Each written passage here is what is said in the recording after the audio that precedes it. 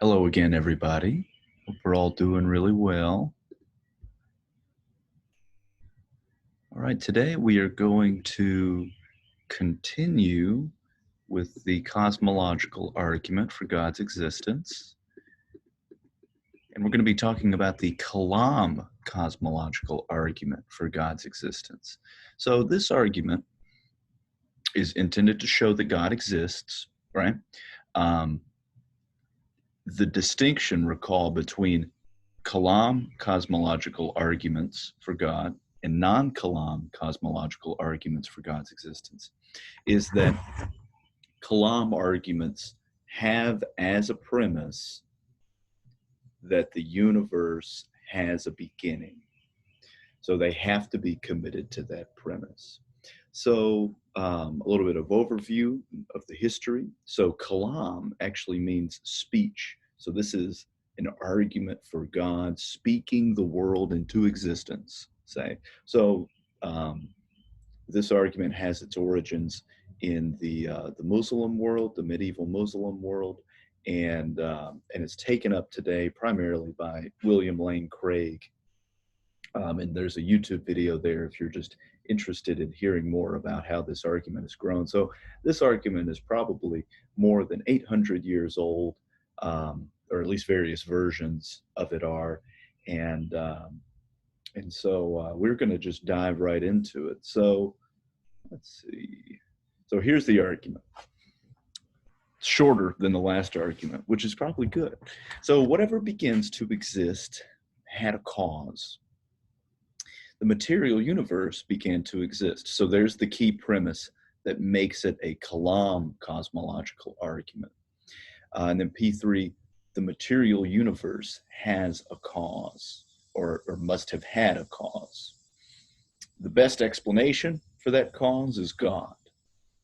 Okay, good. So what we're going to do is we're just going to take this argument premise by premise and walk through it. So we might ask ourselves, are the premises true? And is the argument valid, right? So if the argument's not valid, then it's a bad argument. If the premises are not true or one premise is false, it's also a bad argument, right?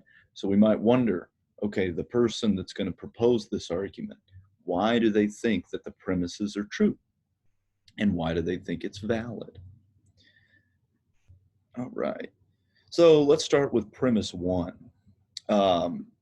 The first thing to notice is that premise one does not say that everything has a cause. If it were to say that, the premise would be open to an objection, namely, well, who caused God's existence, right? So the premise is not everything that exists has a cause. Rather, it says that of the things that exist, whatever has a beginning, those things have causes. So if you have something that exists that has no beginning, it does not have a cause of its existence. Rather, it's uncaused.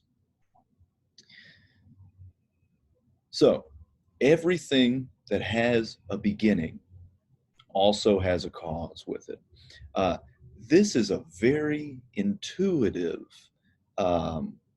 generalization, right? It's really hard to find an example of something popping into existence that does not have a cause, right? Now we might find there are some particles, right, that do seem to pop in and out of existence with no explanation whatsoever. I think physicists call these things God particles, right? Okay, so I mean, even if there are these God particles, and even if they are uncaused, let's just assume that they are uncaused. Well, look at the vast array of other things that are caused, right? There are so many things in the world that exist, have beginnings, and have causes, right? And so, even if this generalization is not true in every case, we might still think that it's true most of the time, right? So we can still, even though there might be some minor counterexamples in the background to this, to premise one, we might still say, generally speaking, premise one covers pretty much everything, right? With the exception of some subset of particles, which we still aren't sure if they're caused or not. So what the point I'm getting at here is we might still think that the universe has a cause of its existence, even though there's some potential counterexamples to premise one. So, but generally speaking, we have lots of evidence to think that this generalization is true. So, for example, right? Suppose my son has been writing on the walls with a permanent marker, and he just said, "Whoa, hey, these things just showed up. They were uncaused. They just happened there for no reason. Isn't that cool, Dad? Wow." I would say, well, that seems like you're bullshitting me, right? Right? Doesn't seem quite right.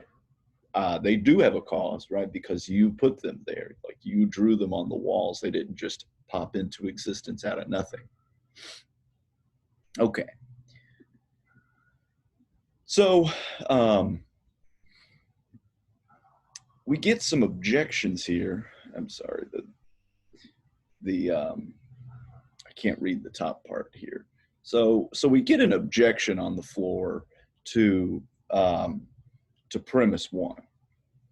So the idea here is that so we're focusing on premise two here.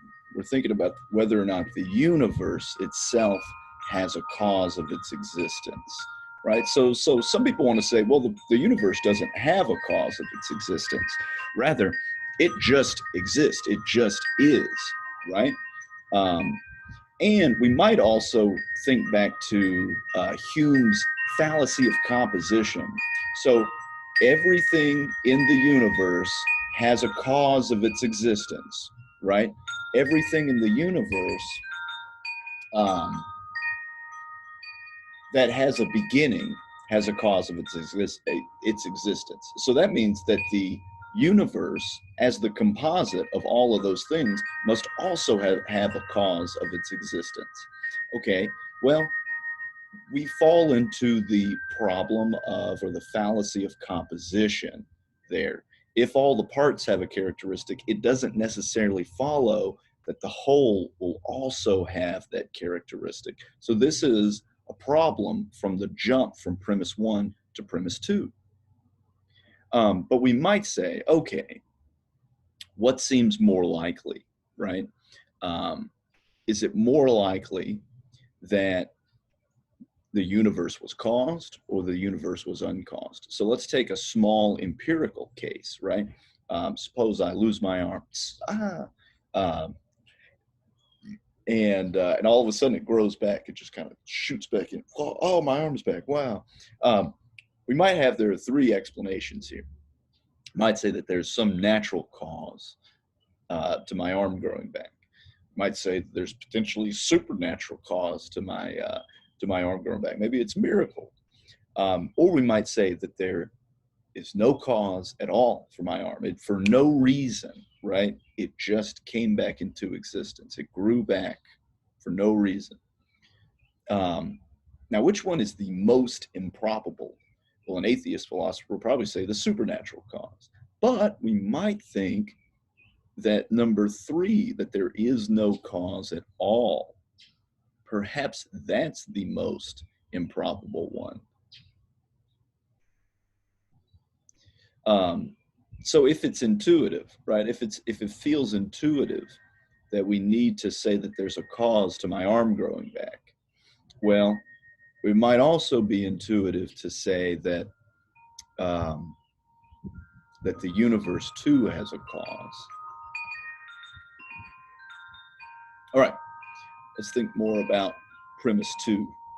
The universe began to exist. So premise two kind of has a lot going for it.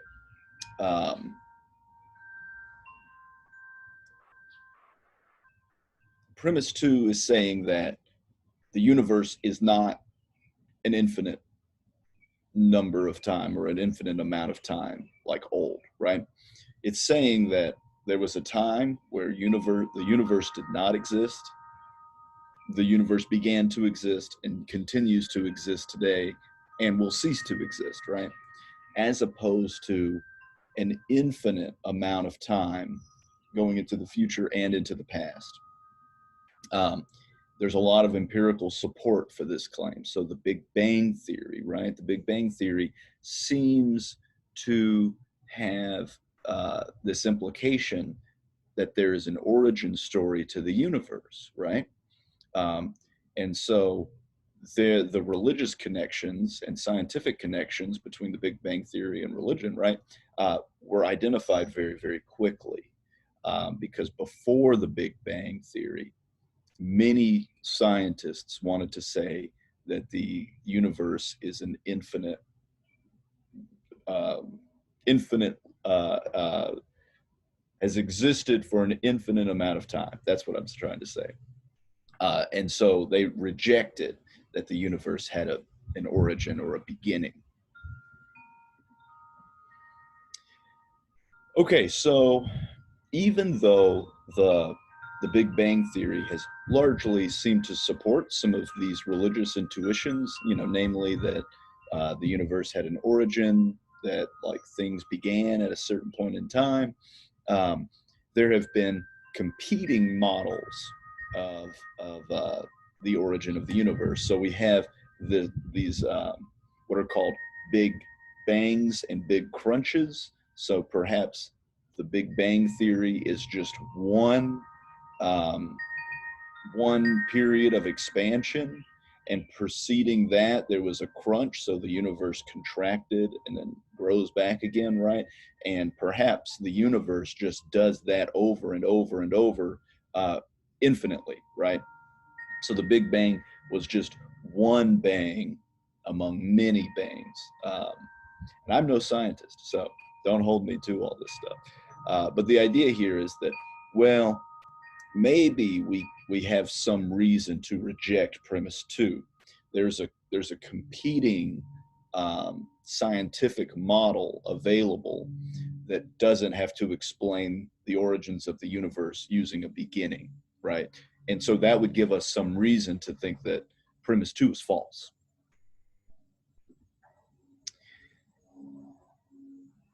But typically, the standard Big Bang theory is so this we've already touched on this, right? So if the bang and contraction, the Big Bang and Big Crunch models are right, well then the standard Big Bang theory is false.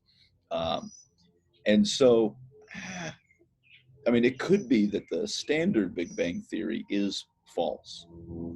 Um, but to outright reject that widely accepted model for a model that's infinite might make atheism look bad, right? So they're rejecting the most agreed upon science, right? Um, and so the idea here is that, okay, it could be wrong, right? But we haven't been given a whole lot of reason to think that it is wrong, at least yet. So atheists seem to, in order to be consistent with the best science, they have to be they have to consider that the universe had a beginning, right? So until new evidence is available, such that we can reject the Big Bang Theory, we all seem committed to this view that the universe had a beginning in time. Um, so here's a distinction between different varieties of atheism, right? There's classical atheism, it's the view that there's no God, and the view that the world had no beginning, and it's been somewhat replaced by this idea that there is no God, the Big Bang atheism, which says there's no God and the universe had a beginning, right? Okay.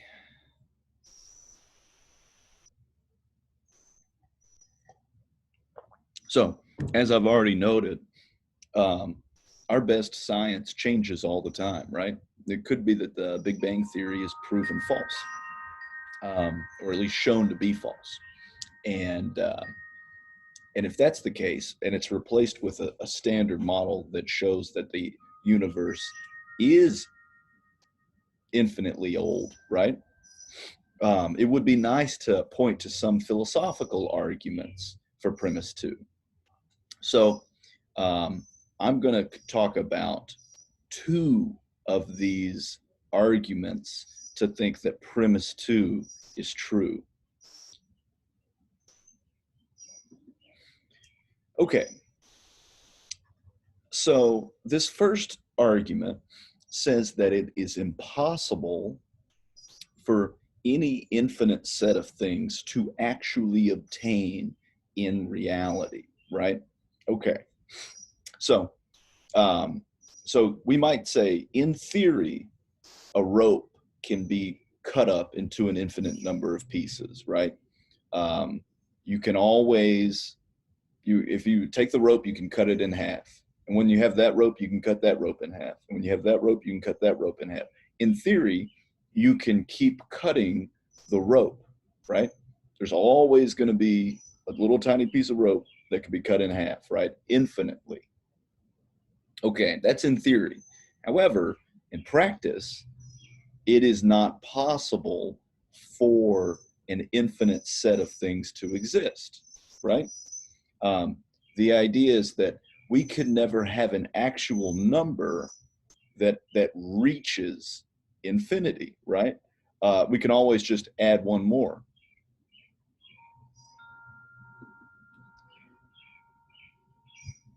There's some reading for you. So, yeah, so the idea here is that we could never add or subtract from an infinite set. And that seems really, really counterintuitive, right? Suppose that we have a library with an infinite number of books, right? I could never remove, like I could take books and steal them, right? And the library would still have an infinite number of books, right?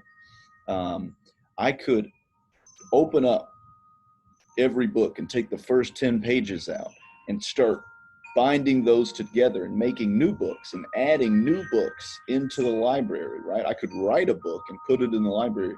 It wouldn't change the number of books there at all because there's an infinite number of them. And so it seems really weird to say that I could take books out, I could put books in, but I'm not adding or subtracting to the library. But if the number of books is actually infinite, then that's the truth. I can never actually add or subtract anything from it, right? Because infinity is not a number. It's all, it's everything, right? I would have to have I would have to have books nonstop. So it seems like if all this is right, if these examples are appealing to the right intuitions, it seems like we could never have an actual infinite set. We could have an infinite set in theory, right? But in actuality, we could never actually have an infinite set. That's the idea. Okay, so we're going to be talking about a second argument, which doesn't have to deal with infinite sets, generally speaking, but rather infinite series of temporal events, right? Okay, so we've been talking about an infinite set. All right, and so we might say that, well, okay, the universe is an infinite, and is infinitely old, right? But we just said that we can never have an infinite set. And so if we say that the universe is infinitely old, we're committed to saying that it's an infinite number of minutes old, or it's an infinite number of hours old, or weeks old. But we already said that you can't have an infinite set in actuality, right? And so that means that we can't say that the universe is infinitely old. Okay, so that's the first argument, right? So the second argument says that we can't have an infinitely long temporal succession of events. Okay, so if we had an infinite number of previous days, so from this point, that means that there are an infinite number of days in the past. Okay, but it's not possible for an infinite number of days to actually transpire. Um, and so the universe had a beginning. Okay, so why think that it's impossible for an infinite number of days to transpire before today? Well, the idea here is that no matter how far back you go, right, it's still finite, right? You're still just one day older, right? So suppose there's a rock and the rock has been there always, right? The rock is never going to actually reach infinity years old, right? It's just going to get one more year and one more year and one more year, right? And so suppose that you're going through all that time with the rock, right? You're never going to actually reach um, you're never going to actually reach infinity years old, right? Because infinity years old is not like actually a number, right? It's not a number that's achievable. We can only be finite numbers of years old, right? Rather than infinite numbers of years old. So it doesn't seem like it's possible for there to be um, an infinite amount of time. Okay, so these were two arguments for premise two, right? So we've looked at two things. We've said that there are no actual infinite sets, including sets of time. We said that there are no infinite temporal sequences, right? And we've given respective arguments for both of those, and both of those point to the truth of premise two. And so that means that we can support premise two even if Big Bang Theory is false. That's the idea here. Okay, so returning to the cosmological argument, the Kalam cosmological argument, we turn now to the conclusion. The cause of the material universe is most likely a personal, intelligent, and immaterial God, right? Okay. Um, Notice, however, that this is a little bit different from the Wood reading. So I want this to be our authoritative Kalam cosmological argument. If I ask for you to reconstruct this argument, for example, I want you to reconstruct this version of the argument rather than the version from Wood.